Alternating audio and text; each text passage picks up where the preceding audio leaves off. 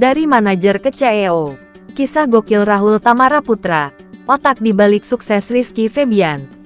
Bayangin ya, di saat banyak orang cuma lihat lampu panggung, sorotan kamera, dan teriakan fans ke arah Rizky Febian, ada satu sosok yang berdiri agak jauh, bukan buat cari spotlight, tapi justru ngatur spotlightnya. Namanya Rahul Tamaraputra, dan percaya atau enggak, dia bukan cuma manajer biasa. Dari yang awalnya orang belakang layar, sekarang dia duduk manis di kursi CEO. Yes, CEO, bro, bukan cuma ngatur jadwal manggung, tapi ngatur arah bisnis. Gimana ceritanya? Yuk kita bahas pelan-pelan, karena ini bukan cerita instan alami rebus 3 menit. Semua orang lihat penyanyinya, tapi siapa yang lihat manajernya?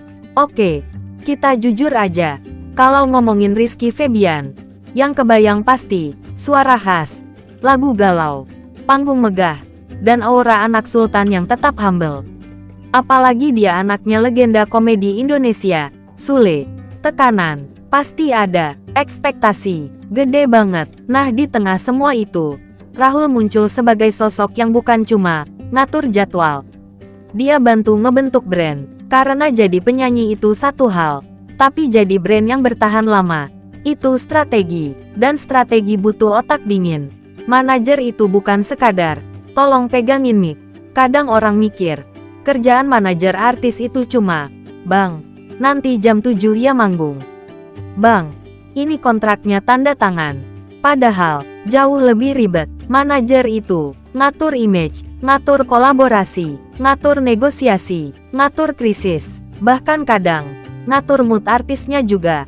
Dan di dunia hiburan, satu keputusan salah bisa viral, tapi viralnya bukan karena prestasi, melainkan karena drama. Disinilah Rahul dikenal sebagai sosok yang tenang, strategis, dan visioner.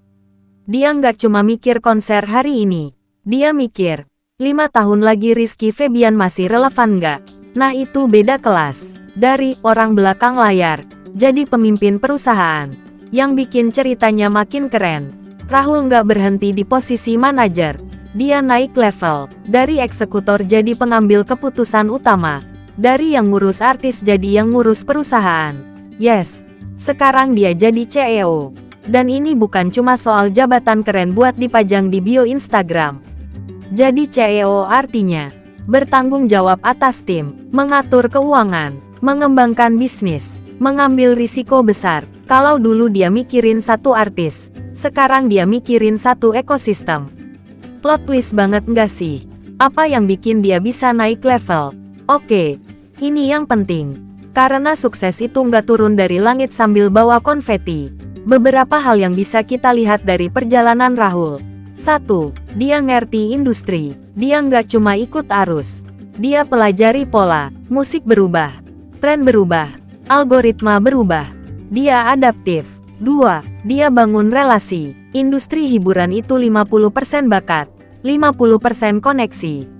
Dan Rahul mainnya rapi. 3. Dia mikir jangka panjang. Banyak orang fokus viral, tapi Rahul fokus sustain. Dan di dunia yang serba cepat ini, sustain itu mahal.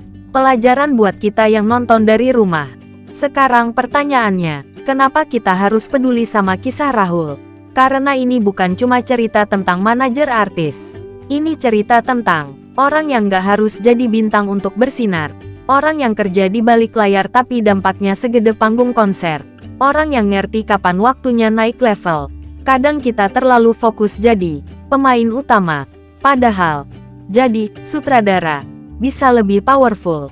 Dan Rahul buktiin itu. Jadi kalau hari ini kamu merasa, gue cuma orang belakang layar. Gue cuma bantu-bantu doang. Ingat, dunia ini bukan cuma butuh artis. Dunia juga butuh otak yang ngatur arah. Dari manajer jadi CEO itu bukan sulap. Itu kombinasi kerja keras, strategi, dan keberanian ambil tanggung jawab lebih besar. Dan kisah Rahul Tamaraputra nunjukin satu hal. Kadang, sukses itu bukan soal seberapa terang kamu disorot, tapi seberapa besar kamu bisa mengatur cahaya buat orang lain. Kalau kamu suka cerita-cerita inspiratif tapi tetap santai dan gak bikin ngantuk, jangan lupa subscribe, like, dan tulis di kolom komentar.